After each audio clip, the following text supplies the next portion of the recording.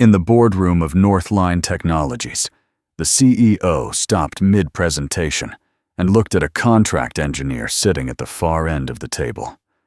Before the entire leadership board, she asked, "After all these years, are you still upset with me?" No one understood why. No one knew her cold rejection 6 years ago had pushed this man and his little girl into their darkest chapter. And no one knew that on the very morning of that interview, he was the one who pulled her from a wreck on the highway and saved her life. Today, would he stay silent or finally speak the truth?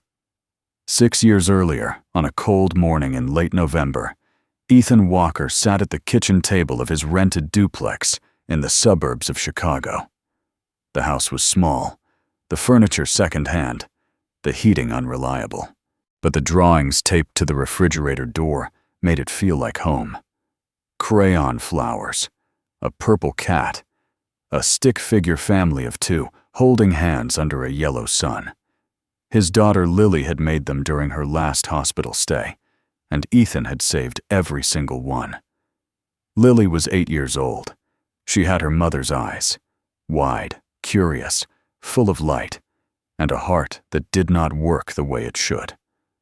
A congenital defect, the doctors said, manageable with medication and monitoring, but always there, always a shadow. Her mother, Sarah, had died in childbirth. Complications no one saw coming. Ethan had walked into the hospital as a husband and walked out as a widower and a father on the same night. He never remarried. He never even dated. Every ounce of love he had left went to that little girl. For years, things had been stable. Ethan worked as a software engineer at a mid-sized tech firm downtown, and the salary was enough to cover rent, groceries, and Lily's medical bills. Then, 14 months ago, the company filed for bankruptcy. No warning, no severance. Just a memo on a Friday afternoon and a box for his belongings. Ethan had been job hunting ever since, but the market was brutal. Too experienced for junior roles. Too expensive for startups. Too old, some whispered, though no one said it out loud. The rejection emails piled up like unpaid bills. He started doing freelance coding work, small gigs, inconsistent pay. When that was not enough, he signed up as a delivery driver, hauling packages until midnight just to keep the lights on. Some nights he came home so exhausted he could barely climb the stairs. But he always checked on Lily before he slept, always kissed her forehead, always whispered the same thing, "We're going to be okay." He was not sure he believed it anymore. That November morning, Ethan opened his laptop while Lily ate her cereal. He scrolled through his inbox without hope, the way a man checks a lottery ticket he knows will not win. Spam, a rejection from a company in Texas, a reminder about an overdue electric bill. And then, near the bottom, a subject line that made him stop breathing. Interview invitation, senior software engineer, Northline Technologies. Ethan read it twice, then a third time. Northline Technologies was one of the largest tech corporations in the Midwest. Their headquarters was a glass tower downtown, the kind of building Ethan used to walk past and wonder what it would be like to work inside. The position was senior level, with a salary listed at $145,000 a year, plus benefits, plus stock options. It was more money than Ethan had ever made in his life. The interview was scheduled for that Friday at 9 in the morning, 4 days away. Ethan sat back in his chair and stared at the screen. He had applied to Northline 3 months ago during a late-night session of desperate resume submissions. He had forgotten about it entirely. Now, here it was, like a door opening in a wall he thought was solid. He printed the email. He read it again. He circled the date and time in red ink and pinned it to the corkboard above his desk, right next to Lily's most recent hospital bill, $4,200, marked past due. For the next 4 days, Ethan prepared like his life depended on it. Because it did. He reviewed his old projects, rehearsed answers to common interview questions, ironed his only good shirt. He borrowed a tie from his neighbor. He got a haircut for $12 at a place that did not require appointments. He barely slept. On Thursday night, Lily asked him why he was so nervous. Ethan knelt beside her bed and smiled. "There's a job, sweetheart. A really good one. If I get it, we won't have to worry so much anymore." Lily tilted her head the way she always did when she was thinking hard. "Will you still read me stories before bed?" Ethan laughed softly. "Every single night. I promise." She hugged him, and he held her for a long time, feeling the small, steady beat of her fragile heart against his chest. Friday morning came gray and cold. Ethan woke at 5, showered, dressed, and triple-checked his portfolio. He dropped Lily off at school early, watching her walk through the front doors with her backpack bouncing against her shoulders. Then he got back in his car, a 12-year-old sedan with 163,000 miles on it, and headed toward the highway. The drive to downtown Chicago should have taken 45 minutes. Ethan left with an hour and a half to spare, just to be safe. The traffic was light, the roads were clear, and for the first time in months, he felt something close to hope. Then he saw the smoke. It rose in a thick black column from the shoulder of the highway, about a quarter mile ahead. As Ethan got closer, he could see the shape of a car, silver, expensive, crumpled against the guardrail like a crushed soda can. The front end was buried in concrete. Steam and smoke poured from the hood. Small flames licked at the edges of the crumpled metal. Glass glittered across the asphalt.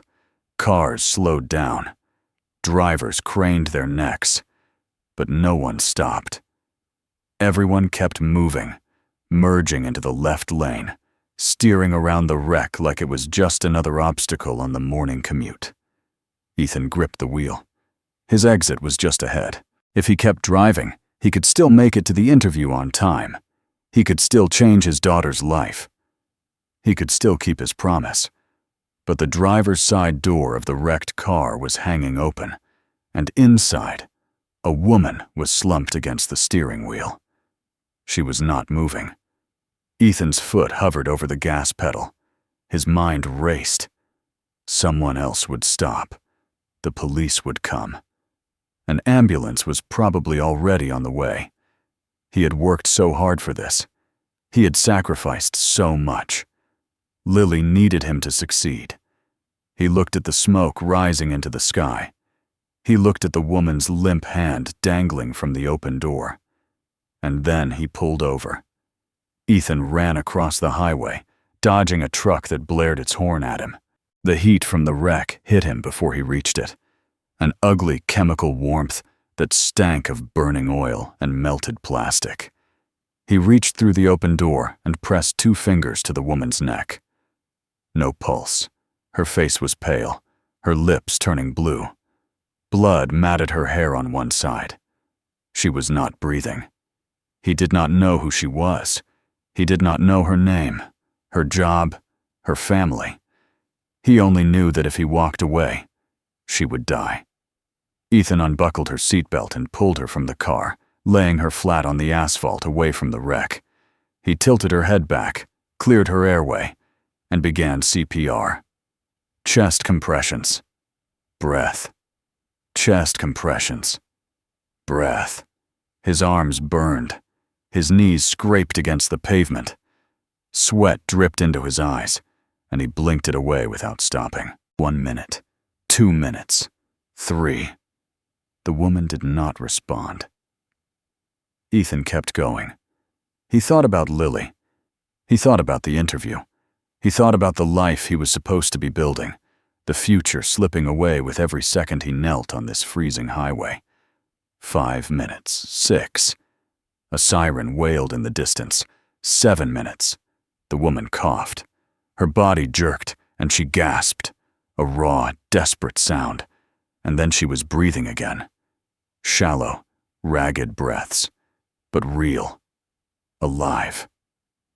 The paramedics arrived 30 seconds later. They took over, loading her onto a stretcher, shouting medical terms Ethan did not understand. One of them asked if he was family. He shook his head. Another turned toward him, asking for his name. But before Ethan could answer clearly, the paramedic had already spun back around, barking orders to his partner as they rushed the woman toward the ambulance. In the chaos, no one wrote anything down. When he looked down, his shirt was soaked with sweat and speckled with blood. His hands were shaking. His watch read 8:47 in the morning. The interview was in 13 minutes. Ethan got back in his car and drove. He broke the speed limit. He ran 2 yellow lights. He parked in the first spot he found, 3 blocks from Northline's headquarters, and sprinted the rest of the way. By the time he reached the lobby, it was 9:22. The receptionist looked at him with barely concealed alarm. His shirt was wrinkled and stained. His hair was damp with sweat. His hands still trembled at his sides. "I'm here for the 9 o'clock interview," Ethan said, trying to catch his breath. "Senior software engineer. I'm sorry I'm late." The receptionist made a phone call, then gestured toward a hallway. "Ms. Collins will see you now. Conference room B." Ethan walked down the hall, his shoes squeaking on the polished floor. He straightened his tie with blood-stained fingers. He told himself it would be fine. He would explain. Anyone would understand. He was wrong. Rebecca Collins was already seated when Ethan entered the conference room. She was in her late 40s then, with sharp cheekbones and silver-streaked hair pulled into a tight bun. Her suit was dark gray, her posture rigid, her eyes the color of winter slate. A single folder lay open on the table in front of her. Ethan's resume, his entire professional life reduced to 2 pages of bullet points. She did not stand when he walked in.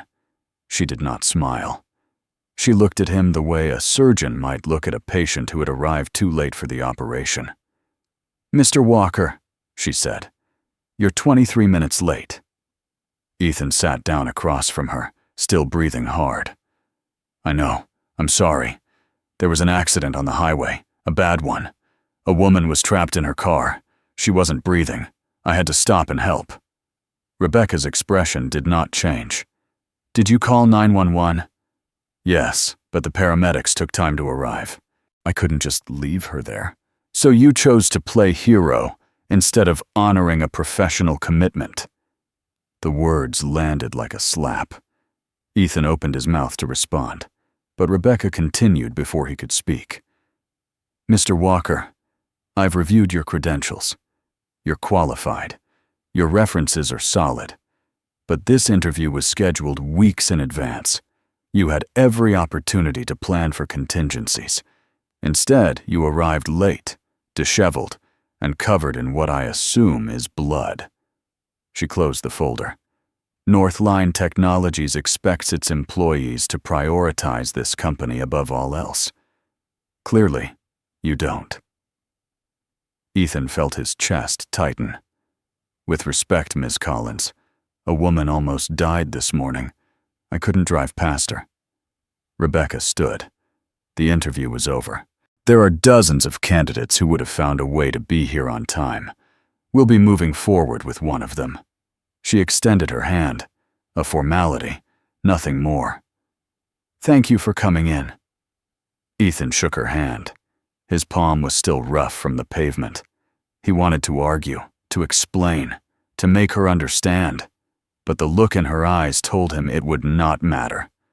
To Rebecca Collins, he was already a closed file. He walked out of the building and sat in his car for a long time. The interview confirmation email was still in his pocket, folded and creased. He stared at the Northline Tower through his windshield, watching the morning sun climb its glass facade, and wondered how he was going to tell Lily that nothing had changed. That night, Lily asked how the interview went. Ethan smiled and said it was fine, that they were still deciding, that he would hear back soon. He did not tell her the truth. He could not. The next few years were hard. Ethan eventually found work at a small software company called Vance Digital Solutions, a firm with 18 employees and a modest office in a strip mall near O'Hare. The pay was $52,000 a year, less than half of what Northline had offered. But it was steady, and the hours were flexible enough that he could be there for Lily. He built systems, fixed bugs, mentored junior developers. He was good at his job, even if no one outside the company ever noticed. Lily's health stabilized, then worsened, then stabilized again. There were hospital stays, medication adjustments, late-night emergencies that left Ethan hollow-eyed and terrified. But she kept fighting, and so did he. They moved to a slightly bigger apartment. Ethan bought her a used piano from a church sale, and she taught herself to play by watching videos online. On her 10th birthday, she performed Clair de Lune for him in their living room, and Ethan cried without making a sound. He never told her about the interview at Northline. He never told anyone. It became a small, private wound he carried alone. Then, 6 years after that November morning, everything changed. Vance Digital Solutions was acquired by Northline Technologies. The announcement came on a Tuesday afternoon, delivered via email from the CEO of Vance himself. Northline had purchased the company for its client contracts and proprietary software. All employees would be transitioned to Northline as contract workers, pending evaluation. Those who performed well might be offered permanent positions. Those who did not would be let go within 6 months. Ethan read the email 3 times. He thought about quitting on the spot. He thought about the irony of fate, the cruelty of chance, the universe's apparent sense of humor.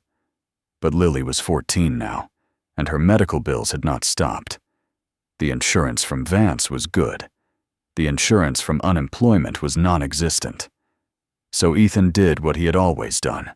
He swallowed his pride and kept working. On his first day at Northline headquarters, Ethan walked through the same lobby he had sprinted through 6 years earlier. The floors were still polished.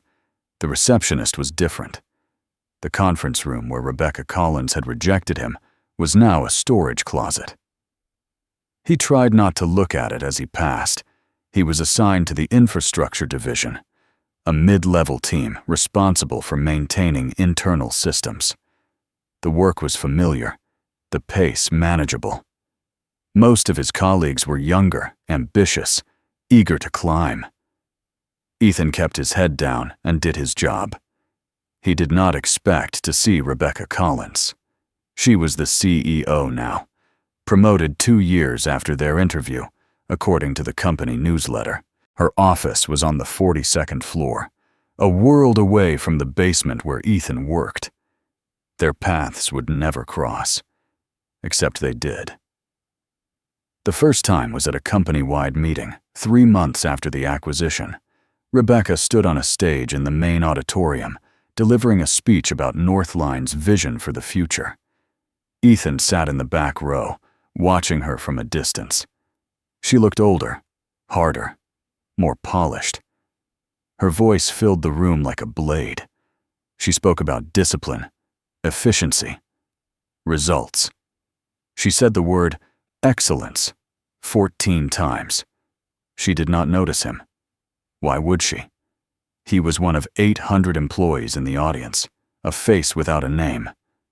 But he noticed her, and the old wound opened, just a little. Over the following months, Ethan's reputation began to grow, not for ambition, but for something else. He stayed late to help a server technician troubleshoot a critical failure. He spent his lunch breaks mentoring a young developer named Marcus, a 23-year-old kid fresh out of college who reminded Ethan of himself 15 years ago. When Marcus made a mistake that crashed a client's database, Ethan took the blame and fixed it overnight, saving the kid's job. Word spread. Some called Ethan a pushover. Others called him a saint. Most just called him reliable. But reliability, at Northline, was not the same as value. The first real conflict came 4 months in. Lily had a cardiac episode at school, a sudden arrhythmia that sent her to the emergency room. Ethan got the call at 2 in the afternoon and left immediately, abandoning a project deadline without explanation. He spent the night at the hospital, holding his daughter's hand, while machines beeped around them. The next morning, his supervisor forwarded him an email from the executive floor. It was brief and unsigned, but the message was clear. Unapproved absences during critical project phases will be noted in performance reviews. Ethan replied with a single line. "My daughter was in the hospital. I will make up the hours." He did.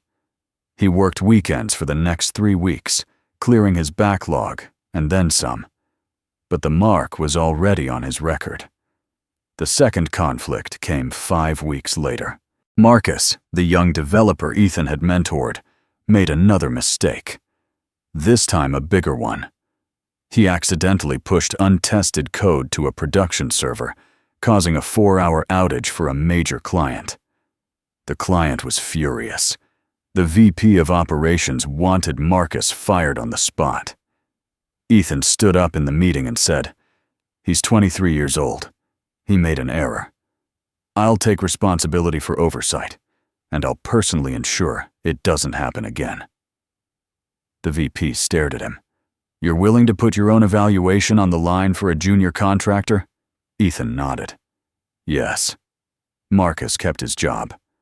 But Ethan's name moved one step closer to the wrong list. Rebecca Collins heard about both incidents. She did not summon him. She did not send a message. But Ethan knew she was watching. He could feel it in the way his supervisor avoided eye contact, in the way certain meetings were scheduled without his name on the invite list, in the way his contract renewal kept getting delayed by administrative review. He was not being punished exactly. He was being measured. And by Rebecca's standards, he was failing. The final confrontation came on a Thursday afternoon in late October, almost exactly 6 years after the interview that had changed his life. It was a quarterly performance review held in the boardroom on the 42nd floor. Ethan had been summoned along with 24 other contract workers, an unusual move, since reviews were typically conducted privately. But Rebecca had instituted a new policy: transparency. She wanted everyone to see how decisions were made. The room was long and cold, with floor-to-ceiling windows overlooking the city.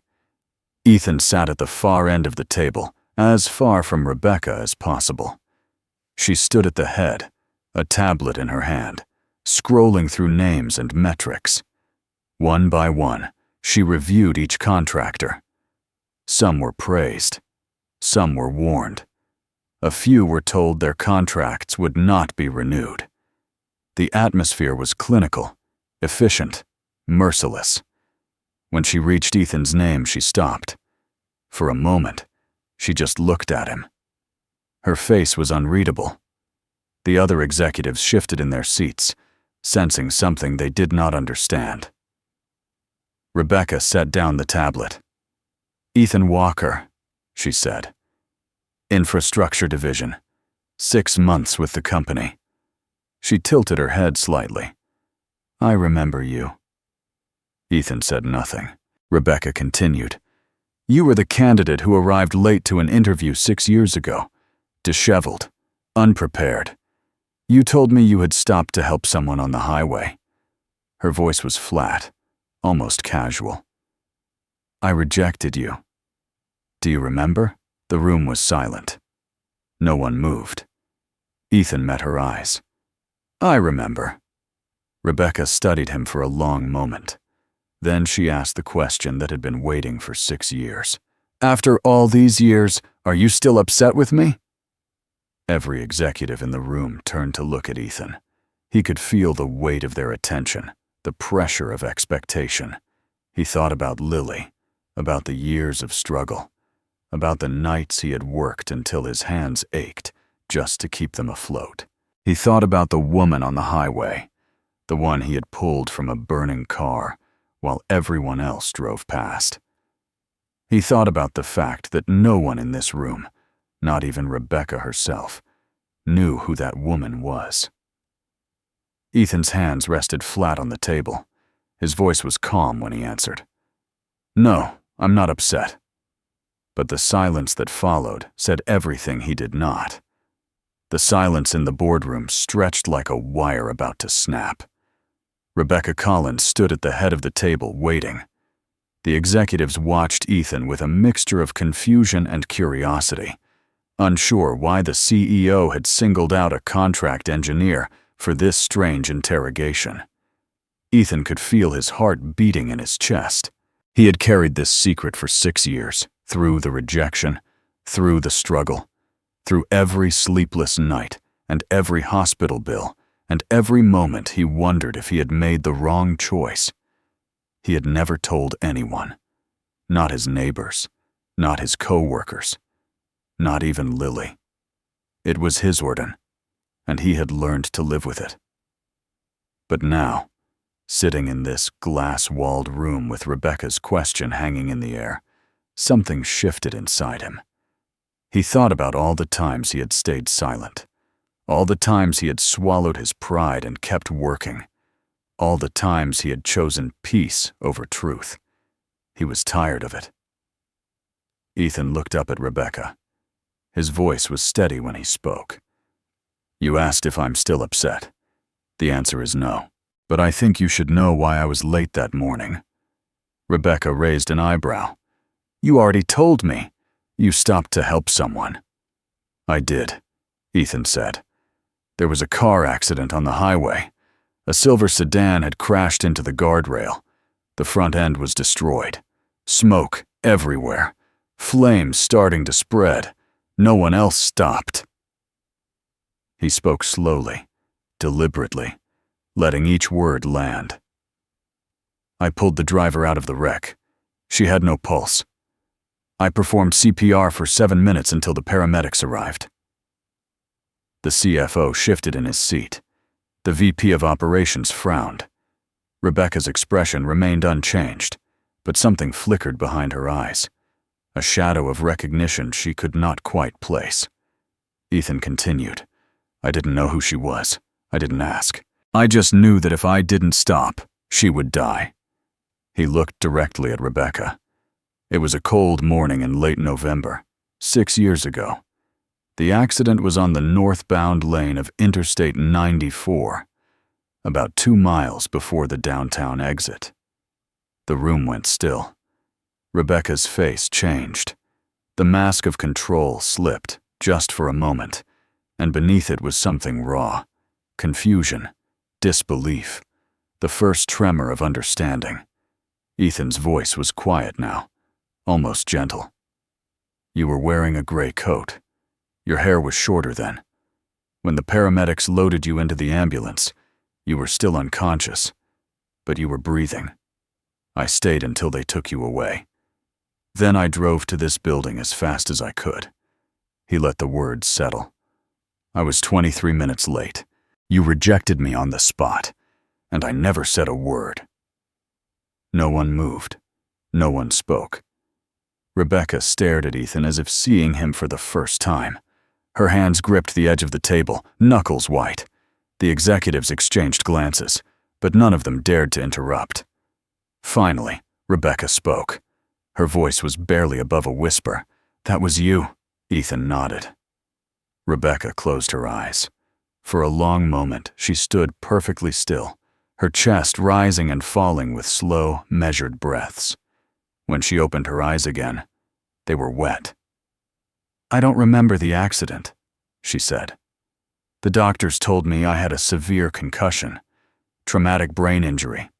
I lost nearly 3 weeks of memory, everything from the week before the crash to 2 weeks after." She swallowed hard. I woke up in the hospital with no idea how I got there. They told me someone had saved my life on the highway, but no one knew who. The paramedics were too focused on keeping me alive to get a name. The police report listed the rescuer as unknown male. I tried to find out. I hired a private investigator. I put out a public appeal. Nothing. She looked at Ethan, and for the first time since he had met her, she did not look like a CEO.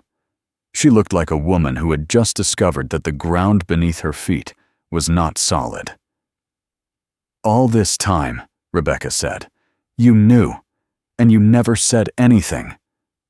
Ethan shook his head. "It wasn't about credit. I didn't stop to help you because I wanted something in return. I stopped because it was the right thing to do." The room was silent. Rebecca walked slowly around the table, past the rows of executives, until she stood directly in front of Ethan. She looked at him for a long moment, at the gray in his hair, the lines around his eyes, the quiet dignity in his posture. Then she did something no one in the room had ever seen her do. She apologized. "I was wrong," Rebecca said. Her voice was clear, steady, loud enough for everyone to hear. "6 years ago, I judged you without knowing the full story. I called you unprofessional. I said you didn't know how to prioritize. I rejected you because you showed up late and disheveled, and I never stopped to ask why." She took a breath. "The truth is, you were late because you were saving my life, and instead of thanking you, I punished you for it." Ethan said nothing. He just listened. Rebecca turned to face the room. "I've built my career on discipline and results. I believed that kindness was a weakness, that compassion had no place in business. I was wrong about that too." She looked back at Ethan. "You've worked here for 6 months. In that time, you've sacrificed your own standing to protect a junior employee. You've stayed late to help colleagues who weren't your responsibility. You've put people before performance every single time, and I criticized you for it." She straightened her shoulders. "I owe you more than an apology. I owe you an opportunity." The VP of Operations cleared his throat. "Ms. Collins, are you suggesting—" Rebecca cut him off. "I'm suggesting that Mr. Walker be considered for a permanent senior position, effective immediately." The room erupted in murmurs. Ethan held up his hand. "Thank you," he said. "But no." Rebecca blinked. "No?" Ethan shook his head. "I don't want a promotion because of what happened 6 years ago. I want to earn it, the same way everyone else does." He met her eyes. "Give me 6 more months. Let me prove myself through my work. If I'm good enough, promote me then. If I'm not, let me go. But don't give me something I haven't earned." Rebecca studied him for a long moment. Then, slowly, she nodded. 6 months, she said. "Fair enough." The meeting ended shortly after. The executives filed out in silence, still processing what they had witnessed. Ethan gathered his things and walked toward the door. Rebecca's voice stopped him. "Mr. Walker." He turned. She stood alone at the head of the table, the city skyline glittering behind her. "Thank you," she said, "for everything." Ethan nodded once, then walked out. 6 months later, Ethan Walker was promoted to Director of Infrastructure at Northline Technologies. The announcement came not from Rebecca Collins, but from the board of directors, based on a unanimous recommendation from his peers and supervisors. His performance reviews were flawless. His team's productivity had increased by 32%. 3 junior developers he had mentored were promoted alongside him. At the ceremony, Rebecca shook his hand in front of the entire company. She did not mention the highway. She did not mention the past. She simply said, "Well earned, Mr. Walker." Ethan smiled and said, "Thank you, Collins." In the months that followed, something changed at Northline. It was subtle at first, a new policy allowing flexible hours for employees with family emergencies, a mentorship program for junior staff, a revised performance review system that weighted collaboration alongside individual output. Rebecca never credited Ethan publicly, but everyone knew where the ideas had come from. She learned to lead differently, not with less discipline, but with more humanity. She still demanded excellence, still pushed her teams to perform, still ran the company with an iron will. But she also listened more. She forgave mistakes that came from good intentions. She remembered that the people who worked for her were not just resources. They were human beings with lives and struggles of their own. And sometimes, late at night, she would sit in her office and think about the man who had pulled her from a burning car on a cold November morning. The man who had given up his own future to save a stranger. The man who had worked beside her for 6 months without ever asking for recognition. She wondered what kind of person she might have become if she had never met him. On a Sunday afternoon in early spring, Ethan sat on the porch of his new house, a modest 3-bedroom in a quiet neighborhood, bought with his first bonus check. The yard was small but green, and Lily had already planted flowers along the fence. She was 15 now, taller than her mother had been, with the same curious eyes and the same stubborn spirit. Her heart was stable. The doctor said she might need surgery someday, but not yet. For now, she was healthy, happy, and learning to drive in the empty parking lot of a church 3 blocks away. She came out onto the porch with 2 glasses of lemonade and handed one to her father. They sat together in silence, watching the clouds drift across the sky. After a while, Lily spoke. "Dad, can I ask you something?"